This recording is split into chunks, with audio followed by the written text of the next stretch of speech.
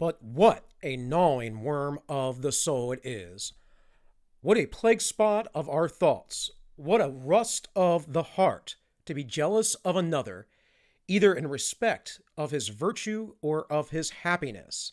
That is, to hate him, either his own deservings or divine benefits, to turn the advantages of another's into one's own mischief, to be tormented by the propensity of illustrious men to make other people's glory one's own penalty, and, as it were, to apply a sort of executioner to one's own breast, to bring the torments to one's own thought and feelings, that they may tear us with intense pains, and may smite the secret recesses of the heart with the hoof of malevolence. To such no food is joyous, no drink can be cheerful. They are ever sighing and groaning and grieving. And since envy is never put off by the envious, the possessed heart is rent without intermission, day and night. Other ills have their limits, and whatever wrong is done is bounded by the completion of the crime. In an adulterer, the offense ceases when the violation is perpetrated. In the case of the murder, the crime is at rest when the homicide is committed. And the possession of the booty puts an end to the rapacity of the thief. And at the completed deception place a limit to the wrong of the cheat. Jealousy has no limit. It is an evil continually enduring, and a sin without end, in proportion as he who is envied has the advantage of a greater success. In that proportion, the envious man burns with the fire of jealousy and increased heat. That was Cyprian, a 3rd century Christian bishop, and this is AllMinucOne. Welcome, everybody. My name is Bill. If you like this kind of content, please like, share, and subscribe and help me grow. If you'd like to see a live show or participate in some live chat, go over to DLive, Wednesday nights, 7 p.m. The ends justify the memes. You can find that on DLive, ends justify memes, and later on reposted to YouTube. We do not live stream on YouTube, at least right now, because YouTube is horrible with tech censorship. So, with that said, also, quick note, as of today, we will have a guest. Yiz the Eunuch will be on the show this Wednesday. We spoke with her earlier, and we are very happy to have her. Anyways, with all that said, let's get to the topic here. And that topic is the idea that jealousy and victimhood drives much of what is going on in the world today. Primarily jealousy, and we are about to explore this idea that victimhood creates a sort of competition and jealousy and narcissism amongst individuals. Now, this video here, I'm going to play excerpts from. This is from Aiden Paladin. She is an excellent YouTuber, does great work on psychology and social sciences, and I suggest you check her out. Now, I'm only using her video she put out the other day because she very concisely brings up these points. I'm going to show you some actual documentation as far as the science goes, but Aiden herself will often bring up that in her presentation here. So let's get started and play a few minutes of this. While we have seen evidence of group victimization and victimhood on a massive scale erupt in the form of Black Lives Matter, we've also seen it in a plethora of individuals. Many classic Karen freakouts erupt from a sense of victimization, be that because someone told Karen to wear a mask or because any seeming slight against her results in your typical Karen meltdown. We've also recently seen high-profile cases of individual victimization as well, as in the cases of AH and ex-husband Johnny Depp, wherein Amber's claims of mistreatment, which have received massive mainstream media attention, likely have permanently damaged the career of a once-beloved star, regardless of said claims' veracity, as the evidence seems to show that if mistreatment happened at all in that relationship, it was at least mutual. Another highly public lawsuit, the case of voice actor Vic Mignogna, has illustrated the destruction that claims of victimhood can have on someone's career, with Vic being blacklisted from any previous jobs in a small and highly competitive industry, all due to claims of bad behavior. Everyone seemingly wants to be the victim, and why not when it clearly garners not only attention, but overwhelming support from many people who have been taught to believe without questioning. Thus, we end up with everything from burning cities to burning careers, ended all because there's real value in being the victim. All right, so I'm going to skip ahead here where she gets into competitive victimhood.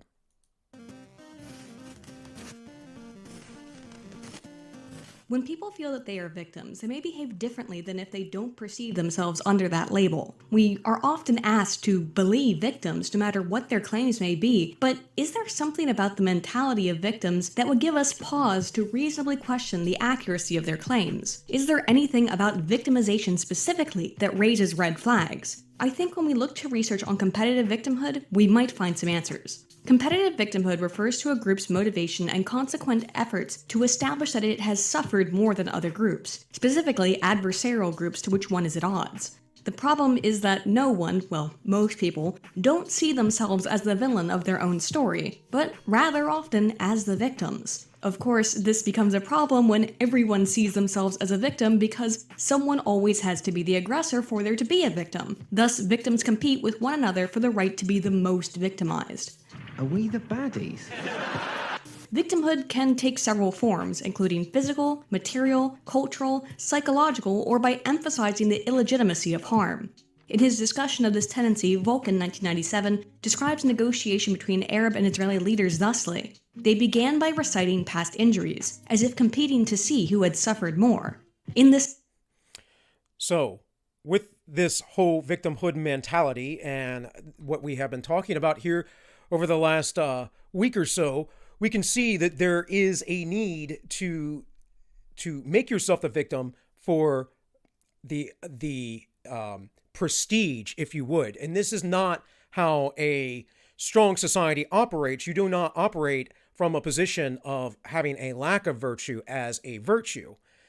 And with that, the idea here is that people that feel as if they are victims will promote a certain political philosophy that embraces this victimhood. So very quickly, let's go over some academic papers from Science Direct, October 2016. Competitive Victimhood, a review of the theoretical and empirical literature. So here are some highlights. Reviews literature related to the competitive victimhood, including both motives and consequences. This discusses how the emergence of competitive victimhood has facilitated by a shift in perceptions of victims, perpetrators, and morality. Describe 3 competitive victimhood research areas: intractable conflict, structural inequality, and intra-minority intergroup relations. Synthesize findings, draw attention to research highlights, and discuss value and importance of the competitive victimhood research. So that intergroup relations is here, and essentially it is a model for how your relationships within a particular group will reflect your outward behavior. And so we have relative status versus stereotypes, that competition, and then the intergroup effect, that is the people who essentially influence you, and then the actual intergroup behavior within that group. So if we want to put it into the context of wokeness, you will be shamed for not going along with wokeness if you are part of the woke cult. But within the woke cult, you will see that people are constant victims.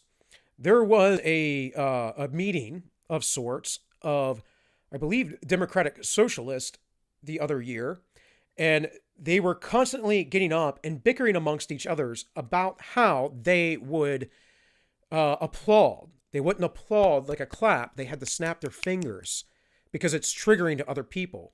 They couldn't misgender anybody. They couldn't say he or she, or they couldn't say ladies and gentlemen, because someone would stand up and say, that triggers me. there were many instances of this, and the people on the right who do commentary, such as I do, are just absolutely rolling on the floor laughing at the ridiculousness of this. But this is that behavior amplified by that intergroup effect. So here is a paper that talks about overcoming competitive victimhood and how facilitating forgiveness through recategorization into a common victim or perpetrator identity. So let's look at the highlights real quick. Including Jews and Palestinians with a common victim identity reduce their moral defensiveness. Inducing, not including. Inducing Jews and Palestinians with a common perpetrator identity increased their sense of agency, which is important. You need to have your own personal agency. That's kind of what she started talking about specifically with these groups, that they are always competing. Who was the victim? Who was the victim? Who was the victim? Well, in most cases, if you believe you are a victim or your ancestry is the brunt end of some sort of tragedy and that you are a victim because of something of days past, and you carry that on forward, you are going to be less individuated. You're going to be less of a unique being because you are relating everything to that group. And you can never heal and get past those things. It becomes a part of your identity. And that's exactly what victim mentality does. It is much like Nietzsche's master-slave mentality. If you are a slave, you are easily deceived and you often want people to do everything for you. Instead of speaking plainly, clearly, living your life the way you choose to on your own terms. So it says both decreased moral defensiveness and increased agency led to a decrease competitive victimhood. Decreased. So if you get rid of your moral defensiveness, which is what the woke scolds do, they don't do, they're always morally defensive, and you increase your own personal agency, and again, they don't do this because they can only see themselves as a collective. I don't even know how you operate this way, people. Like, if you're an autonomous individual, you have your own thoughts, you have to go out in the world, you're obviously not operating as everyone else does. Is there a collective nature to human society? Of course. This is Jung's collective unconscious, if you would. It is the zeitgeist. But just because something is out there in the collective does not mean it is correct either. Decreased competitiveness, or competitive victimhood, led to an increase in forgiveness. That is really important because in order to have a strong society, we have to have a society that forgives. If the black community will always hold Europeans, people of European descent, and the founders of the United States culpable for slavery, despite the history of slavery, despite that other groups were involved in that, if it's only going to be whites that take the burden, they will never be forgiven. And it leads to people like Robin DiAngelo, who doesn't even ask for forgiveness. She just flat out says that she's a racist. The induction of a common regional identity failed to set these processes in motion. Common regional identity. Now, we're talking about some very, very old blood feuds here between the Jewish people in Israel and Palestinians, between Muslim and Jew. And the more that you have that group, or in this case, regional identity, the less you are able to move on, the less you are able to forgive. That is in part that jealousy in which I spoke of, or Cyprian was talking about in the beginning. You are doing a disservice to yourself. You are letting that burn your own soul out. So let's get back to Aiden here. This is a little bit further in the video. By the way, guys, go check her out. I know I said it before, but go watch this video. It's great. It's a little long, but I mean, if you watch me, I am also a little long, so you can get through it. I'm more than certain. Oh, yes, as I think we all kind of know, people will play the victim if they have something to gain by the act, but we always have to back up things that seem so obvious with data. Further evidence supporting the idea that victims may benefit from their status comes from Zagefka et al. 2010, who examined trends in donating to victims of various disasters in a series of studies based on the degree of blame placed on the recipients of financial aid. In a first study, participants read about a tropical island facing famine after the destruction of a dam, either due to natural causes or due to shoddy workmanship, and were asked if they would donate to help.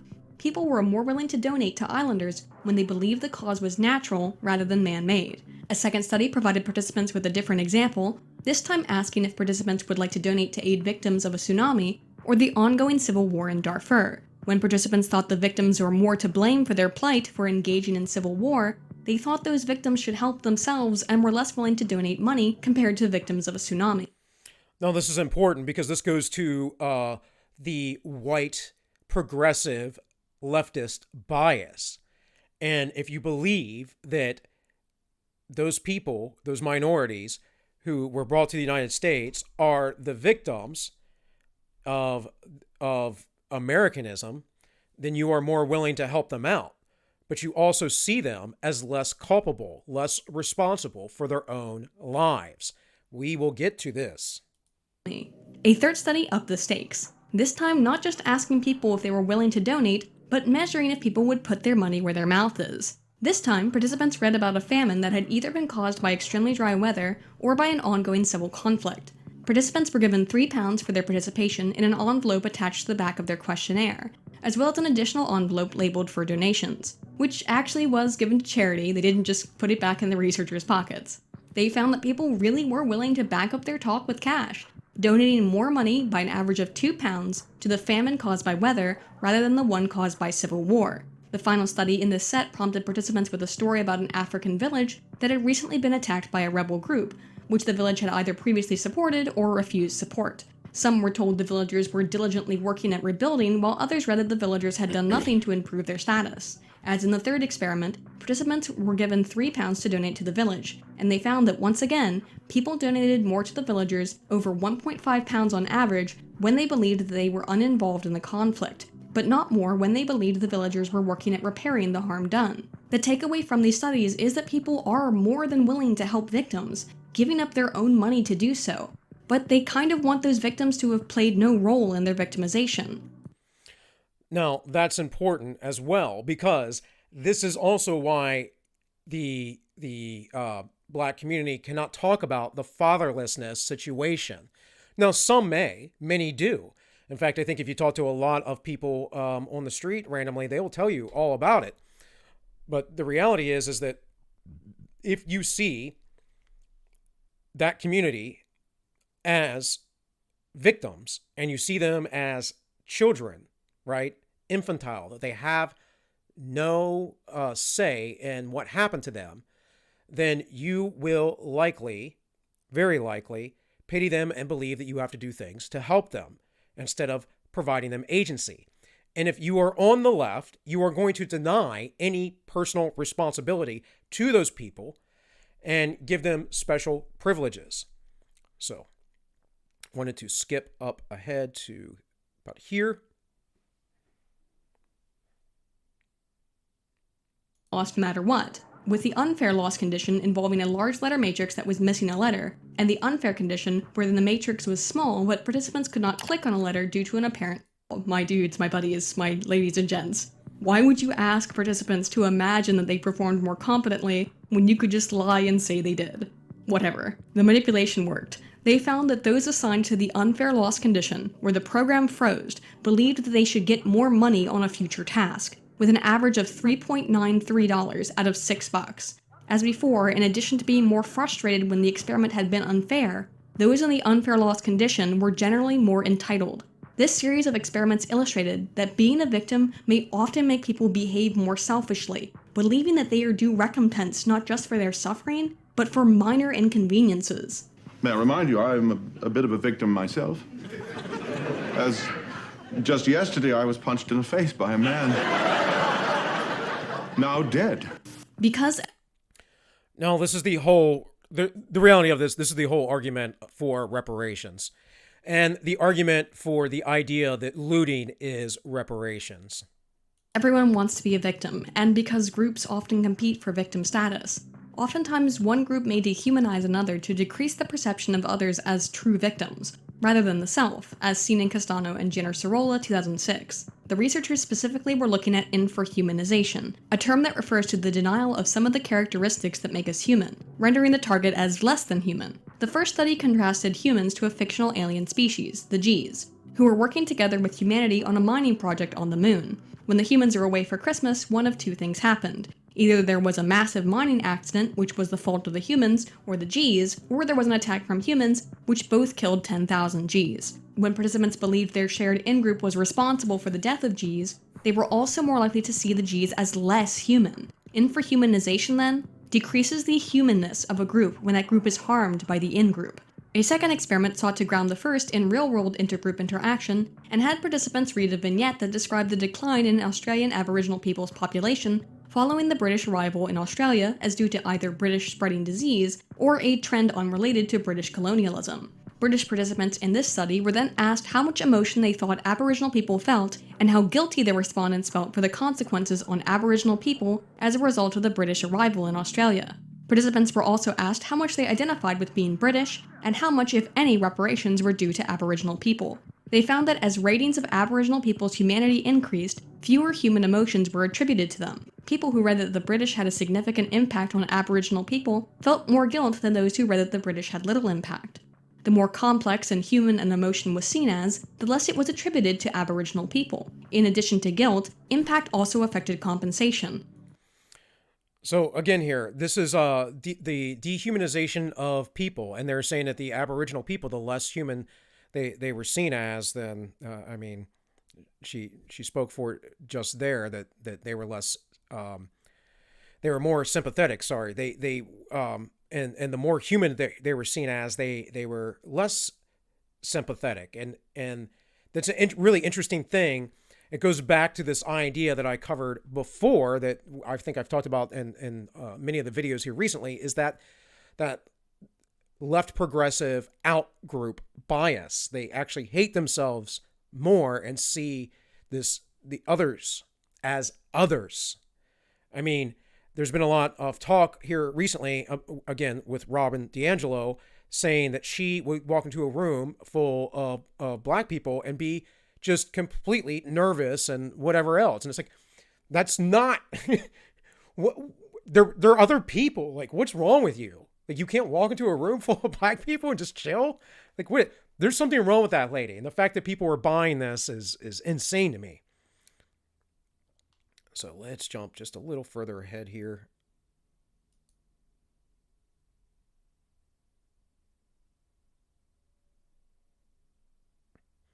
Yeah, I believe I want to be about right here, guys. From Taylor Phillips and Lowry 2015, in their analysis of that evil of evils, white privilege. Oh no! The race war starts now! Participants read the following prompt. In the last half of the century, Americans have given considerable attention to matters of racial inequality. Despite increased attention to the issue, most social scientists agree that even today, white Americans enjoy many privileges that black Americans do not. White Americans are advantaged in the domains of academics, housing, healthcare, jobs, and more compared to black Americans. Participants' beliefs in white privilege and the reported amounts of life hardships were measured. White people who had been exposed to the prompt that claimed the existence of white privilege were more likely to claim personal hardships in their lives than did those who were not exposed to the white privilege prompt. A second study replicated the first, but this time also included a measure of affirmative action support, asking participants that if two applicants are equally qualified, one black and one white, if the black person should receive preferential treatment. This study also asked participants to select which, from a list of social values, they held to the highest consideration, such as family and friends. Once again, those exposed to evidence of privilege claimed to have more life hardships than those not exposed. The effect of thinking about social values played a major role in the relationship between the privilege prompt and reports of life hardships, in that whites no longer responded to evidence of privilege by claiming more life hardships. In contrast, thinking about social values reversed this effect, leading whites to claim fewer life hardships when exposed to evidence of privilege. Additionally, denials of personal privilege were in turn associated with diminished support for affirmative action policies. These data are illustrative, then, that people don't like being told that they're privileged and will see themselves as victims when you do it. So I've talked about this before. Here's the other thing is that when the left goes so hard with all this racialism, all of this division, all this privilege talk and all this talk about the different socioeconomic group, class, war, all that stuff, what you are actually doing is you are pushing people to become more tribal on the other side. This is not how you have a legitimate conversation with people. This is not how you win hearts and minds. These researchers did this specifically to get a reaction, to see what would happen on these surveys, on these studies. And right there is the proof in the pudding. White people may be less likely to see themselves as victims when they're thinking about their morals, but overall, people do kind of want to be victims, not victors. And given all that we've looked at today, is it any surprise that people want to be seen as the victims when that status comes with status of its own? Being a victim not only may provide resources or elevated status to those who claim it, it may also absolve the alleged victim of blame for their actions, as seen in Gray and Wegner 2011. And again, that is exactly what I talked about earlier. You cannot tell some protected victim group that they are doing wrong, that we cannot talk about the realities of, like, say, crime rates or poverty or any of those things, of the effects of fatherless homes. And by the way, that is not a racial thing. There is a larger majority of blacks that have fatherless homes, but there is a very large portion of whites, 40%, that have the same, and it provides much of the same issues. 11. In their first experiment, participants read a story about George, who gets paid $600 a week, and each week George was either a hero, giving $100 to charity, or a victim, wherein his boss steals $100 a week from his paycheck. They then read that George sees a woman drop $10 on the ground, picks it up, and keeps it for himself. Respondents viewed George as less to blame for the act of theft when he had previously been described as neutral or as a hero rather than as a victim. They also viewed victim George as having less agency than in the other two conditions. Again, it always goes back to agency. Always about who has agency. And victim or not, in the end, you always have agency. When I went over the hidden tribes study, what I showed in there specifically is that the far left progressives did not believe the vast amount, it was something like in the 80%, 85%, that you had any control over your outside circumstances. This is not how we build a strong society. This is a poor mentality for society that is going to be free. This is how you build a slave society. In fact, many of these kind of tactics or ideas are why people were concerned about freeing slaves in America, because they didn't know what to do with these people that were taught essentially that they were worthless. Seeing him as having more influence over his actions when he wasn't a victim. The second study described Jeffrey, or Michael, who was described as a hero for starting a charity organization in college, or as a victim, being hit by a car in college and having since recovered, or as a neutral actor working in a hardware store. The characters were then said to be nearly responsible for a woman's death after serving her peanuts in a salad, despite being told to hold these nuts, the nuts.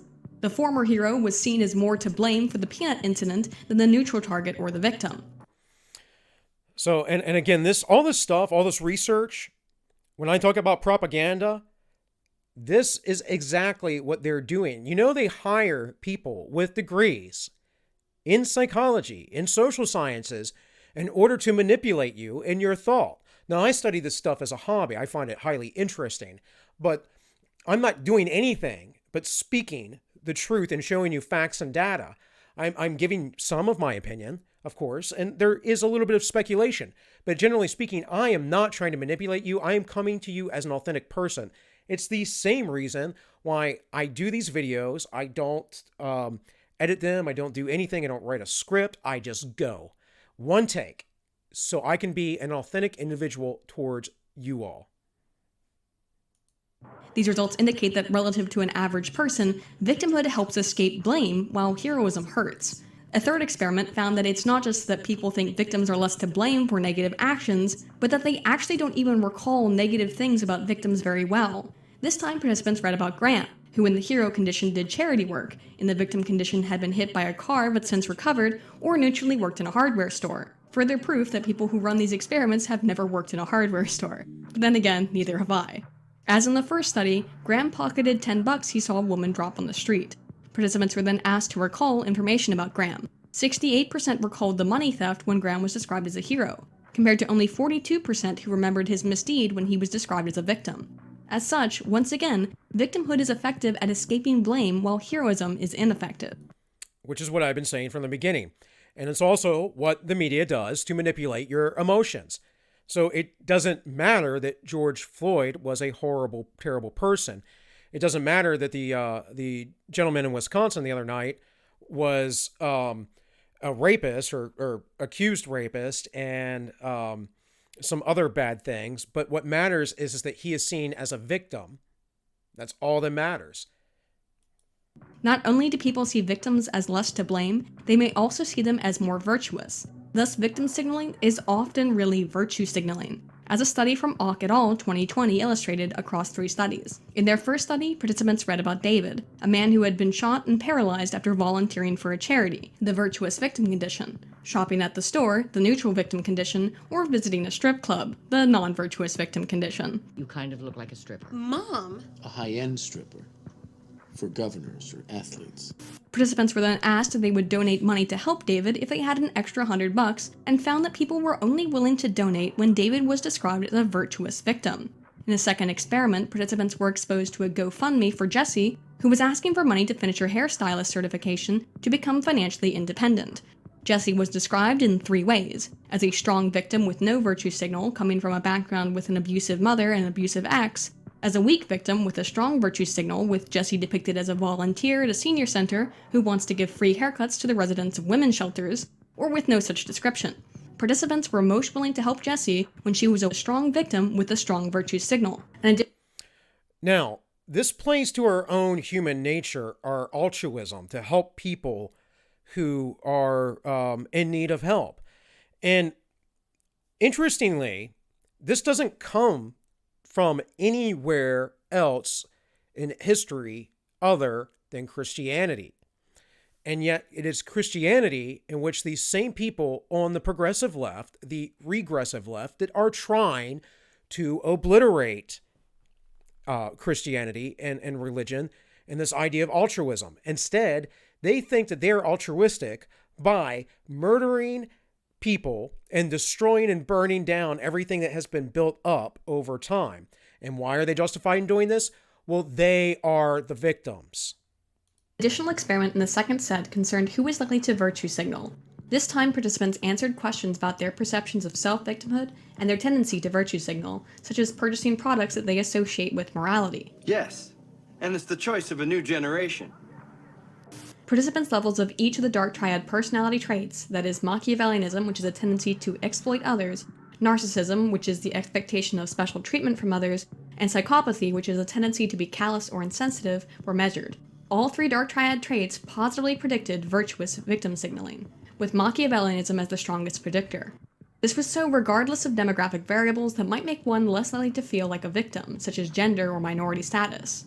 A third study sought to find a link between victimhood and entitlement, which we've looked at before, this time by measuring willingness to purchase counterfeit sneakers. As before, victimhood was positively related to entitlement.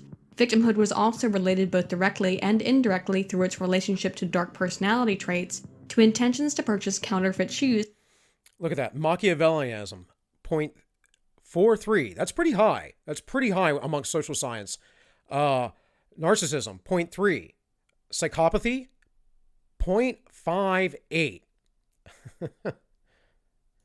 Compared to generic or brand name shoes. Virtuous victim signalers also believed that counterfeit producers were more moral than those low in the trait, likely convincing themselves that it's not morally wrong to save money by buying counterfeit products. Now, I talk about this often, that these people are not moral people. They're not virtuous. They've not developed themselves and their souls, and all they can see is persona. So we are all taken in by stories of victimhood. It happens. It happens to the best of us. I'm going to get into that with narcissism here in a second. I just wanted to cover this so you could look this up yourself.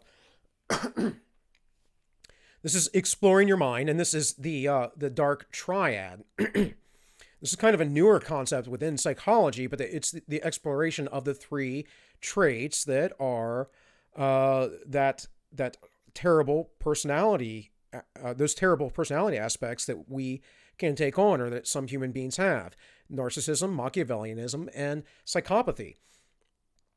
So, narcissism, I can do whatever I want, or other people exist to love me. These are examples of narcissistic thought. They are selfish people with an egocentric sense of right and wrong, and a positive self-image that's unrealistic when contrasted with how those around them see them. They are snake charmers. At first, people love them. They seem pleasant and attractive. But as time passes, they become very dangerous. Now, I was in a relationship with a narcissist for about a year. I've had some pretty bad relationships in the past. But in any case, I had no idea. And it was coming off the cusp of my first marriage, she had some covert narcissistic issues, but had borderline personality disorder, which is a nightmare of a thing to deal with. So this woman, who I thought was very attractive and intelligent and ambitious, was just a narcissistic liar. And it wasn't until after I got out of it and I was reading some random article on narcissism, and I was like, oh my gosh, that's her. That's her. And to some degree, having figured that out helped me heal. I'm going to jump down here to Machiavellianism. It's the ends justify the means, not like my live show, the ends justify the memes. Regardless of the consequences, they are usually very calculating and cold people and have no genuine emotional connection with others. Although they tend to have traits in common with narcissists, such as selfishness and using others, there's something that differentiates them. They see themselves and their relationships as realistic. And then psychopathy. Psychopaths consider others as objects that can be used and thrown away at will. However, unlike the other dark triad personalities, they almost never experience anxiety. It's like they have no idea what it is to be afraid. And that's very true when you study this stuff, especially if you get into criminology. So, you can see how these virtue signalers, these SJW types, these people out in the street, these rioters may possess some of these aspects. Now, Aiden gets into some of this to some degree, but I'm just going to cover these articles here. This is from Reason magazine. Narcissists, psychopaths, and manipulators are more likely to engage in virtuous victim signaling, says study. And again, like I said, she certainly covers this. Plus, protesters sue over alleged mistreatment by arresting officers, a new ruling on robocall, and more. So this study is right here. Signaling virtuous victimhood as indicators of dark triad personalities. And the abstract here says, we investigate the consequences and predictors of emanating signals of victimhood and virtue. In our first 3 studies, we show that the virtuous victim signal can facilitate non-reciprocal source transfer from others to the signaler. So they don't get a reciprocal transfer of wealth. That is, people who are virtue signaling victim type people will get the praise or validation that they need. Next, we develop and validate a victim signaling scale that we contribute with an established measure of virtue signaling to operationalize the virtuous victim construct. We show that individuals with dark triad traits, Machiavellianism, narcissism, psychopathy, more frequently signal virtuous victimhood, controlling for demographic and socioeconomic variables that are commonly associated with victimization in Western society. In Study 5, we show that the specific dimension of the Machiavellian amoral manipulation and a form of narcissism that reflects a person's belief in their superior prosociality predicts more frequent virtuous victim signaling. Study 3, 4, and 6 test our hypothesis, and the frequency of emitting virtuous victim signals predicts a person's willingness to engage in and endorse ethically questionable behaviors such as lying to earn a bonus, intention to purchase counterfeit products, and moral judgment of counterfeits and making exaggerated claims about being harmed in an organizational context. Now, again, if you've ever met or known people like this, you will recognize this. So you can find this. Go to the Reason article. I'll take this off dark mode real quick. Go to the Reason article, guys. It's relatively new. Came out last month. And then we'll have a link to this if you want to read through it. It's 29 pages, as most studies are. And again, you can get the whole study for free online very easily. So let's look at this. So from Personality and Individual Differences, Volume 51, Issue 6, October 2011, exploring the relationship between two forms of narcissism and competitivism. So we're just going to read the abstract. This study investigates the theoretical and empirical links between narcissism and competitiveness by forcing on the multifaceted features of these individual variables. The present study compared measures of overt narcissism, that's NPI inventory, that's overt narcissism, versus covert narcissism, hypersensitive narcissism scale. Now, if you're not aware, there is the narcissist, in which we all think of a narcissist. Donald Trump comes to mind. He is very narcissistic. Like, no one's denying that. We're not going to deny his self-grandeur. A covert narcissist, though, might be someone more like Barack Obama. But more importantly, it's somebody who is always asking for your pity and sympathy. And at the same time, when not given, and the attention is not given, and things do not go their way, they will lash out and wreak havoc upon your life. So it says, with measures of competitiveness and hyper-competitive attitude scale. Based on a sample of 324 undergraduates, positive relationships were found between overt narcissism and general competitiveness and hyper-competitiveness. However, covert narcissism was negatively related to general competitiveness, but positively related to hyper-competitiveness. The findings highlight the similarities and distinctions between different forms of narcissism and competitiveness and provide a broader framework for understanding the relationship between narcissism and competitiveness. Implications for the interpersonal manifestation of these different forms are discussed. And so there's the highlights and so forth. But so the covert narcissist is not highly competitive. They're not going to be someone who's necessarily in a high-level workplace job or making a lot of money like many narcissists sometimes are. But because it's covert, they still have hyper-competitiveness. It's just it will be seen in a different kind of light. It'll be shown differently. So this is from Personality and Individual Differences. This is Volume 85, October 2015. The effects of overt and covert narcissism on self-esteem and self-efficacy beyond self-esteem. Overt narcissism was positively associated with self-esteem and self-efficacy, meaning they feel good about themselves and they believe that they're good at what they do. Covert narcissism was negatively associated with self-esteem and self-efficacy. This would be the overt narcissist. The NPI, special person, was linked to higher self-esteem but not self-efficacy. NPI power was not linked to self-esteem, but was related to higher self-efficacy. And exhibitionism was not significantly linked to self-esteem or self-efficacy. So let's see. We'll look at the abstract here real quick. Past literature has suggested a dual nature of trait-based narcissism, compromising overt and covert forms. While several studies have examined the two subtypes in relation to self-esteem, very few studies have examined narcissistic subtypes and self-efficacy. 115 psychological undergraduates filled in self-reported measures of overt narcissism, covert narcissism, self-esteem, and self-efficacy.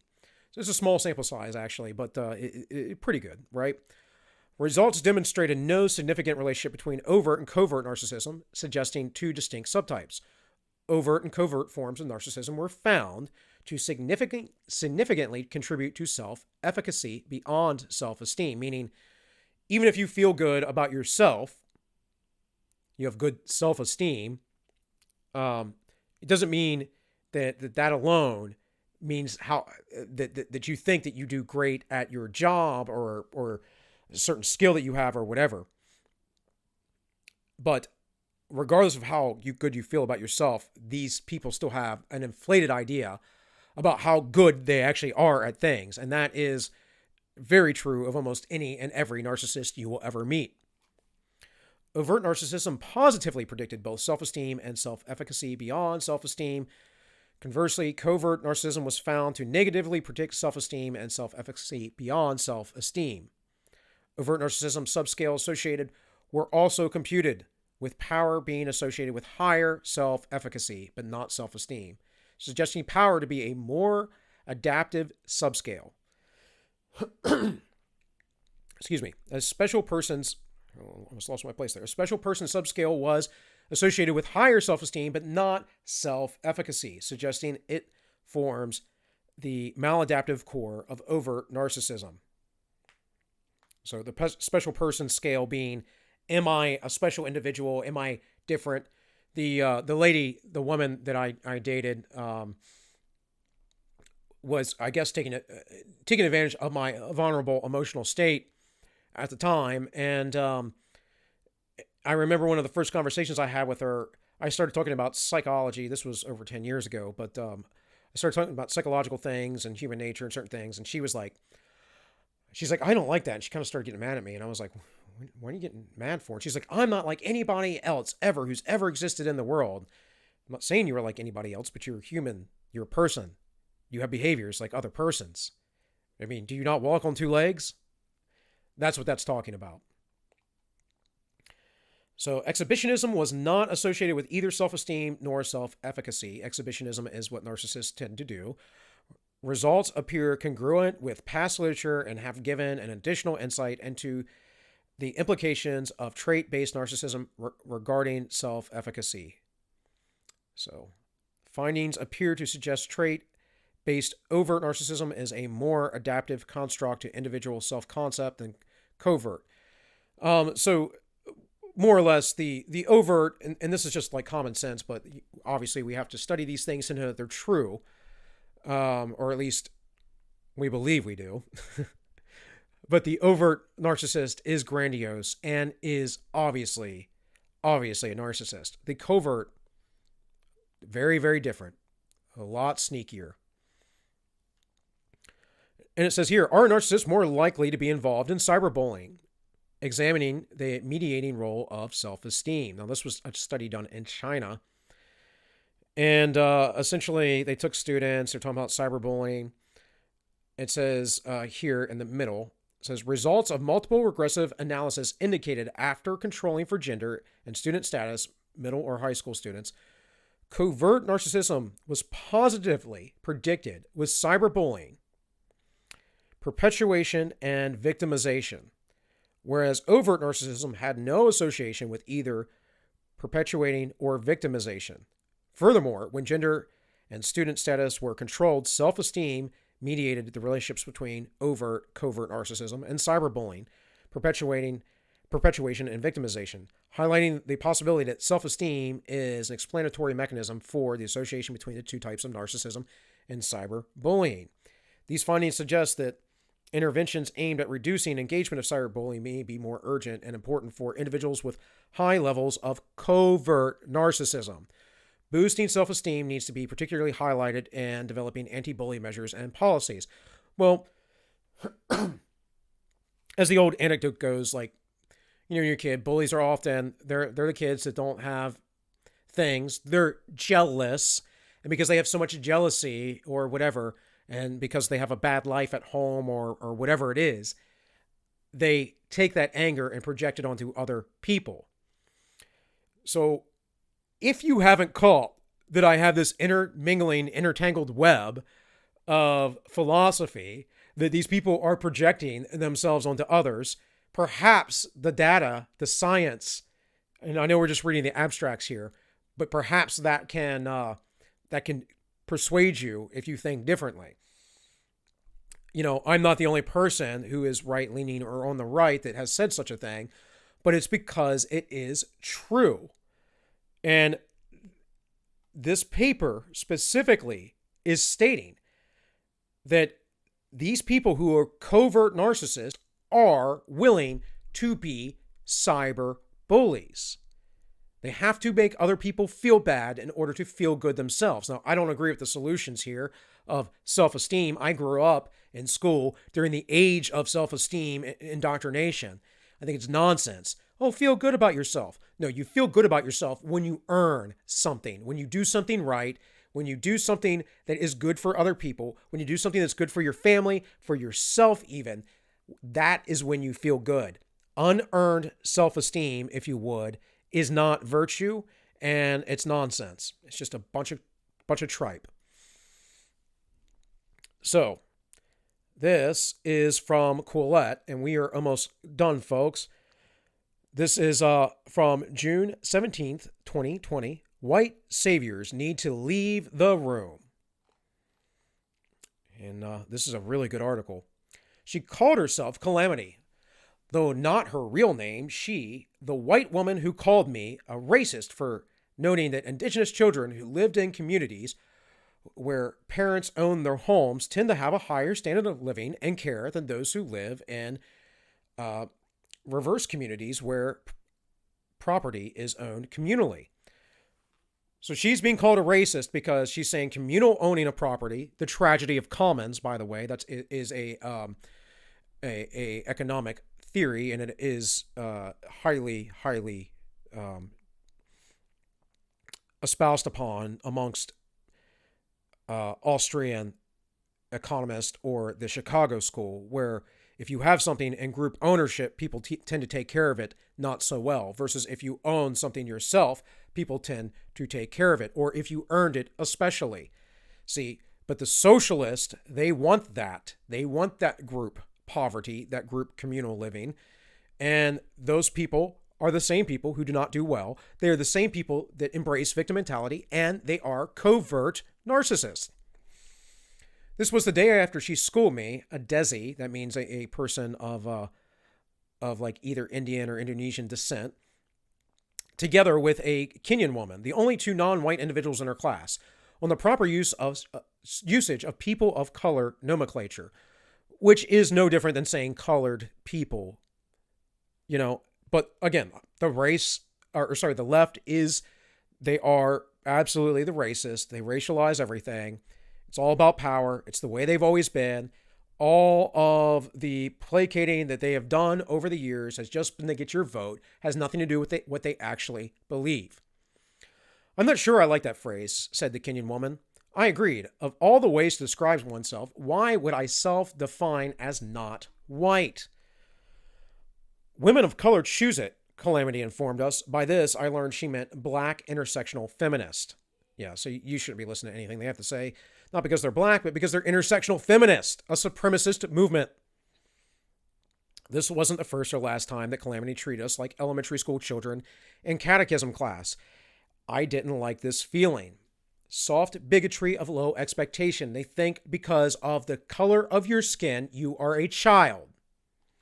Calamity also called me out as a racist for disagreeing with her pronouncement that those Charlie Hebdo cartoons from 2015 were racist, that Calamity could not read French and was unfamiliar with both Charlie Hebdo and French satirical tradition made no difference to her. Calamity was acting like a good white person because she was saying the things that good white people are supposed to say. Let me virtue signal. Let me pretend. One might call it white saviorism. It nourishes the idea that those who have little melanin must adopt a heroic pose in regard to those who have much. So women, like me, require saving, regardless of whether we consent to it or not. Melanin people must know their low place in society, since the consent of the white savior depends on the existence of someone in peril. Otherwise, there's no demand for white saviors to come to charge and heroically on their white horses. Why does this remind me of some surreal form of colonization? and I've said this as well about the Bolsheviks who want to spread communism around the world, yet will complain about European, English, Spanish, Portuguese, and French colonization. Call them colonizers. Well, what are you trying to do with your Marxist nonsense? For all the talk about people of color, I noticed that East and South Asians lately have been having trouble getting their woke parking stubs validated. The social economic data makes the narrative harder to sustain. You may hear a lot about people like me internalizing white supremacy. That's the thing about whiteness. We're told it can be spread like a disease. As a Desi, a person of South Asian ancestry living abroad, I feel like the custard filling in a cultural war. I'm not familiar with that, but an alt-right xenophobe. What is that? I don't know the word. Not going to even try and do it, guys. Alt-right xenophobes on the other side, and Calamity's wokus pocus accolades on the other. More and more, this later group is migrating to new terminology that more explicitly sets out the intersectional status hierarchy, such as the BIPOC. These people are ridiculous. Black, indigenous, and people of color. The old adage among activists was all about a sense of solidarity spanning all people of color. Now things are more complicated. In early June, the president of Canadian Broadcast Corporation recently got called out by anti-racist activists for not explicitly naming or name-checking the anti-black racism in her denouncement of race more generally. So she had to publish a whole new and more specific denouncement of racism. Basically, she didn't specifically name certain groups. They will name every group in the book, by the way, other than white people, which is just absurd. Just absolute absurd and racist. The kind of supremacy we hear about is white supremacy, but history shows that when given the chance, everyone likes lording it over everyone else. I think of Guyana, my dad's South American homeland, a place devastated by racial strife. We could take a lot of lessons from, South American.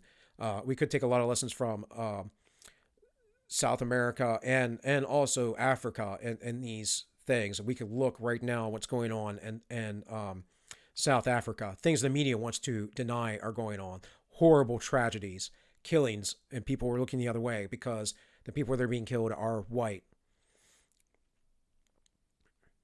Europeans in Guyana depend on slave labor until it was abolished in 1838.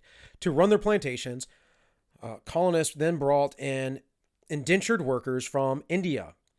When their descendants speak of the coolie trade, some are reminded that it wasn't true slavery and that it's a form of anti-black racism to compare the two.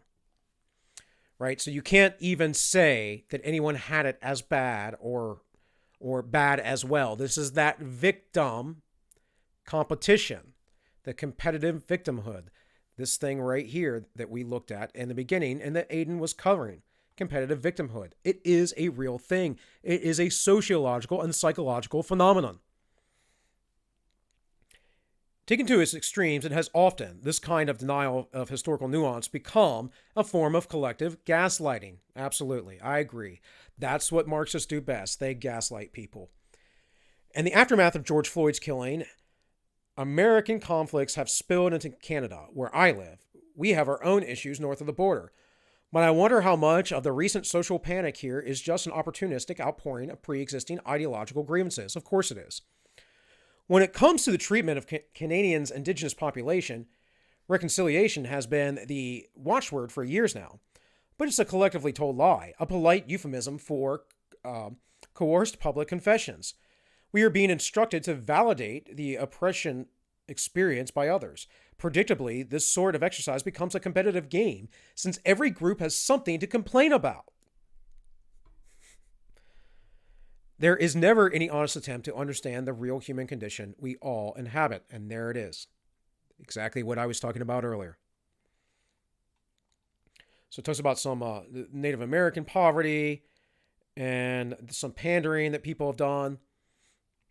Let's see here. It says June is National Indigenous History Month in Canada. but you wouldn't know it from reading Canadian social media, which is all about Black Lives Matter, the cause du jour.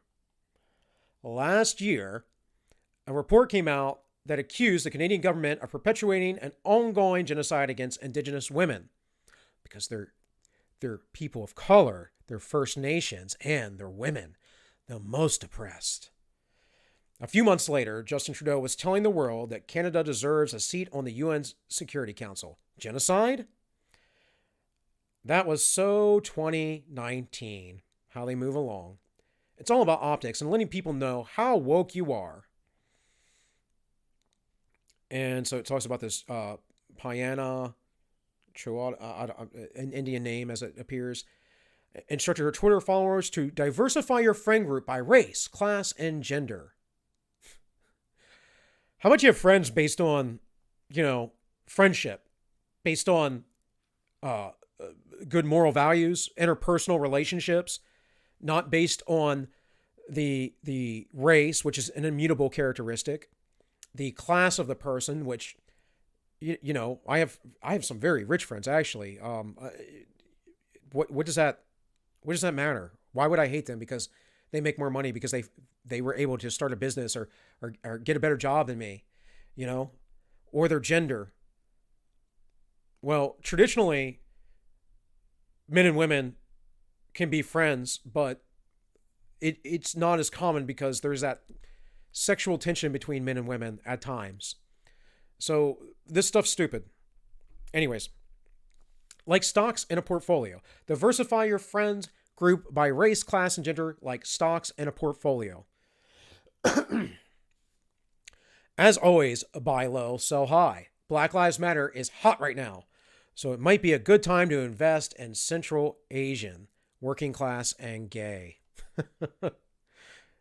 Love the satire. A term we hear a lot today is structural racism, often called institutional racism.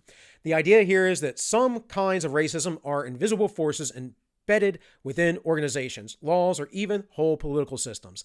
It's not a crazy idea, but what the calamities of the world like about it most is that since structural racism is invisible to lay people, so you have to be woke to see it. You have to have the special glasses, and you have to be part of the special group, as James Lindsay talks about the cult of wokeness. The MS required priestly guidance of anti-racist experts, like the, what's her name, who wrote White Fragility, so they know what to denounce. This week it's one thing, next week it'll be another. Check Twitter for daily instructions. I struggle with the cognitive dissonance that has come to define Canada, a country with a real history of colonial cruelty in regard to Indigenous people, while also becoming, by international standards, a bastion of tolerance and multiculturalism, just like America. Which one is my Canada? And the one where Indigenous people can't drink the tap water, or the one that settles tens of thousands of refugees every year? Very high immigration population in Canada. It's actually rather easy to immigrate there.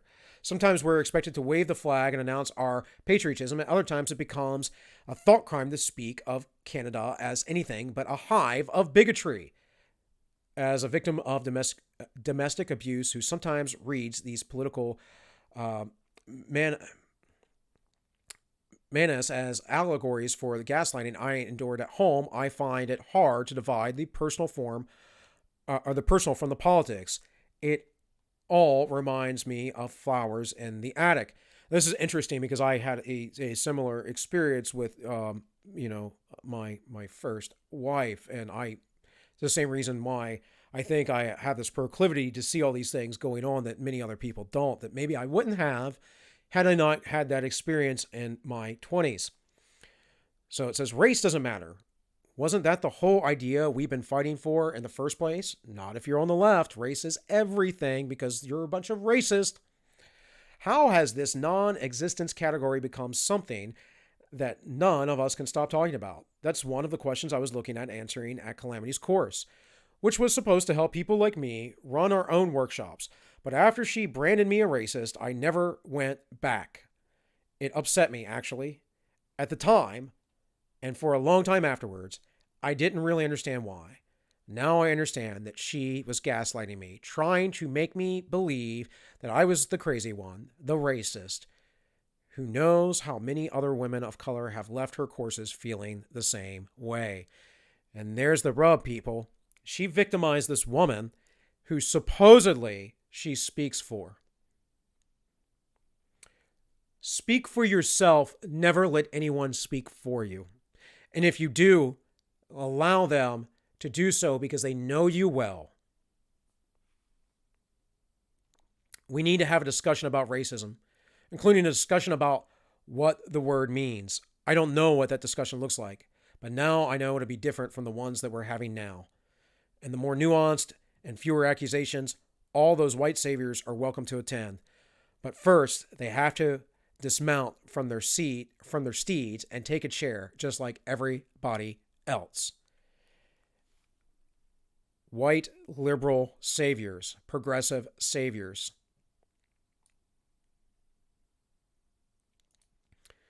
This is all about jealousy, people.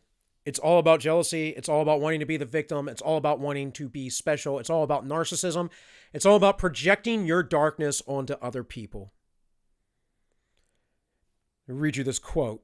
If the darkness has departed from your breast, if the night is scattered therefrom, if the gloom is chased away, if the brightness of day has illuminated your senses, if you have begun to be a person of light, do those things which are Christ, because Christ is the light of the day.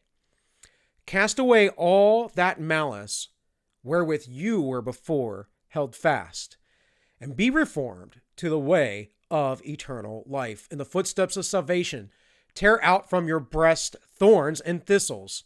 That's a reference to the parable of the seed.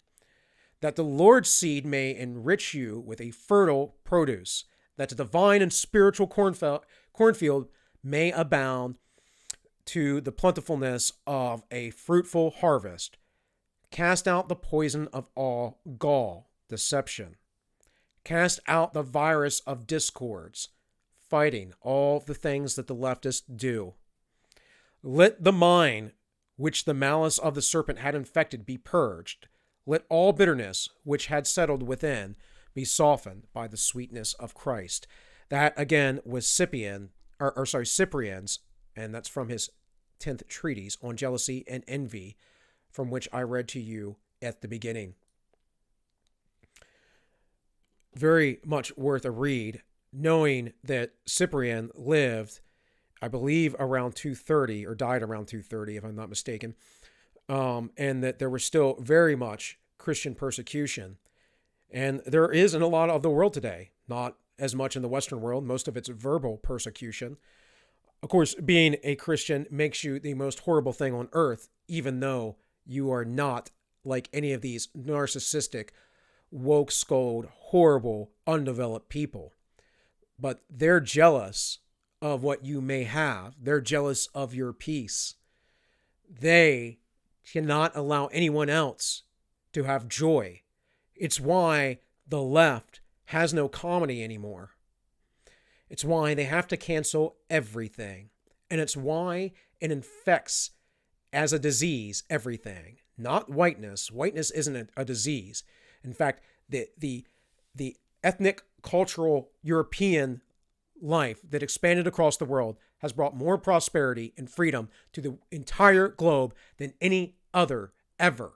And that is based in Christianity, whether they got it right or not. So I've run my mouth enough, as I often do. I like for you all to please hit that like, share, and subscribe button if you stayed this far with me. Wednesday, the ends justify the memes. That is ins_justify_the_memes on DLive, 7 p.m. Eastern. We will have Yiz the Eunuch, and we will be talking about lots of interesting things. So please do that. If you miss it, go over to the Ends Justify the Memes on YouTube. It will be re-uploaded there later. This has been AllMinucOne, and I wish you all well.